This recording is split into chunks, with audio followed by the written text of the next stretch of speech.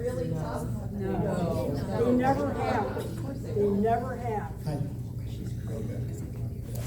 Cassie. Oh, Corey, all right. I mean, I'm trying to let you stay Why are here. you listening to Corey? You Because, don't Cassie, we're trying to. I want you to be here, but if you keep disrupting, we're not gonna have any choice. So, yes. Thank you. Thank you. Okay. Wait, Cassie. Thank you, Lieutenant Governor. So, Scott Johnson, state organizer, Indiana 5051. I don't understand your position with respect to religion and the Constitution to which you swore an oath. Yeah. Okay? So, specifically, Article 6, Clause 3. The senators and representatives before mentioned and the members of the several state legislatures and all executive and judicial officers, both of the United States and the several states, shall be bound by oath or affirmation to support this Constitution, but no religious test shall ever be required as a qualification to any office or public trust under the United States. First Amendment. Congress shall make no law respecting an establishment of religion or prohibiting the free exercise thereof. Now, the Founding Fathers made specific exclusion of religion of any kind. And yet you stand up here and you promote your form of Christianity. There are many forms of Christianity at the cost of other beliefs.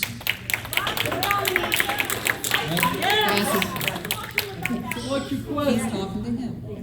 And the Constitution has an express position against blurring the line between church and state. Absolutely. Right? So now, open the Constitution in a web browser, do a word search. There's no reference to the Bible. There's no reference to Christianity. The Founding Fathers deliberately didn't put it in. So how can you take the position that you have with respect to the Bible? But there is in the Constitution. You're right. It doesn't mention God, but it does mention Sundays off. Why? So the founders can worship, so they can go to church and worship. And the Declaration of Independence mentions God 4 times. Does it not? Yes. So The Constitution specifically does not mention it. That's the governing document of the country. no, so the Declaration of Independence does mention it, correct? Okay. That's not the governing document of the country. That set us free from England, Right. but it's not the governing document of the country. But And you but didn't if swear you're an oath saying to that, it. then you have no idea what the founders were doing then, because the Constitution is the Constitution is how do you secure the liberties that God has given us. The Declaration of Independence is where do those liberties come from? It's the why behind liberty. The Constitution is the how behind liberty, and they go hand in glove. You can't have one without the other. Given that we've had 250 years of a First Amendment disagreeing with your express permission, your express position, I don't understand how you can sit here and swear an oath to the Constitution and then violate it. I don't understand. Your words should mean something, sir. Listen, so George Washington said in his farewell address, he said, oh man, George Washington, yeah, terrible guy, huh? Yeah, okay. Swear an oath to him, did you? Indulge the supposition that morality can be maintained without religion. Reason and experience both forbid us to expect that national morality can prevail in exclusion of religious principle. What George Washington was saying is, if you want to get rid of religion in our nation as the fundamental principles, then you will lose morality. The Northwest Ordinance of 1789, the same thing that expanded, it was the Constitution that expanded the westward expansion, said 3 things that should be taught in public schools are religion, morality, and knowledge, in that order. In 1962, we got rid of religion. Then morality went out the window, and now knowledge, to what Yvonne was saying, is out the window as well. So what I'm saying is, just like Benjamin Rush, the father of the public education system, said the Bible should be the center of our public education system. Why would he say that? He's the father of public education. Okay, sir, what if you're Muslim?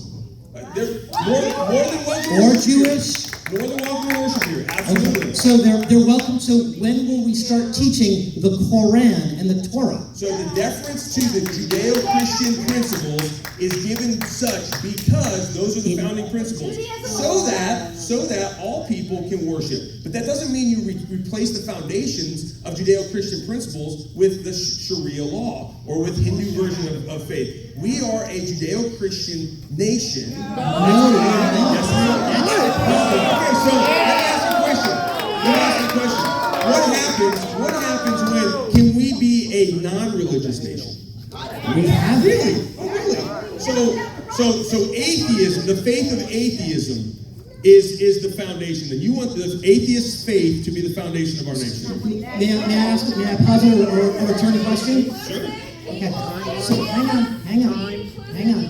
So we toss around the phrase the greatest generation all the time. Yeah. The generation that won D-Day, that defeated the Nazis, etc., and yet they did it without your religious views. So how were they the greatest generation then? My religious views. So explain that. I didn't. Well, what do you mean? Were they atheists? You keep saying that we have to have this enshrined in law, and yet they went forth and did it without this. Because the Constitution gives them the freedom of religion. And yes, there is the famous statement, there are no atheists in foxholes. That's right. Right? I understand that. But what you're saying is in a diverse nation where we have many faiths, how can we enshrine Christianity to the detriment of every other faith? So, in 1944, was the Bible and prayer still in public schools? Because the greatest generation, that would have been their generation, correct? Cassie, you're not the speaker. Oh wait, but you said the greatest generation. I'm just saying, did we not have the Bible? Did we not have Bible reading and prayer in public schools? We did have Bible reading and prayer, but what we didn't have is enshrining it in law, which is what you're trying to do. True. I'm not trying to enshrine anything in law. I'm saying go back to the principles of our nation. That's all I'm saying. So I'm not trying to create new law or new enshrine. And by the way, who is if you go into the House chambers in Washington and you look around the entire wall, you're going to see lawgivers from ancient history. You're going to see Socrates. You'll see Plato. You'll see Montesquieu. All right, they're all side profiles. The one full profile is looking right down at the speaker's dais. Do you know who that is? It's Moses. And when you go to the Supreme Court, you have Moses holding the Ten Commandments, the tablets of the Ten Commandments. Etched in the Washington Monument, at the very top of the Washington Monument are the words Laus Deo, which means glory to God. But what God? But Moses was Jewish. That's right. Exactly. And yet, so what you're saying by your logic is we should all become Jewish. I'm saying, hey, you do know that Yeshua is the one that I worship, correct? You do know that? I do. Okay, all right. I don't have any problems with Judeo-Christian principles. Okay. Now, okay, and so should we not have the Ten Commandments on the school? If that's We a should Jewish not have the Ten Commandments in school. We should absolutely not have them. And then you wonder why there's stealing and there's lying and there's murder and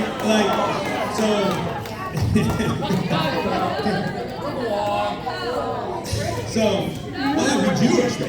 That'd be Jewish. So technically, that doesn't matter. I don't know. You do know that Sharia law throws the LGBTQ community off of buildings, correct? You do know that. I don't think we want that as our foundation in America, right? Yeah. Hey, thank you for your question. I appreciate that. Cassie, Thank you. do you want to answer? Cassie. Cassie, do you want to answer? Cassie.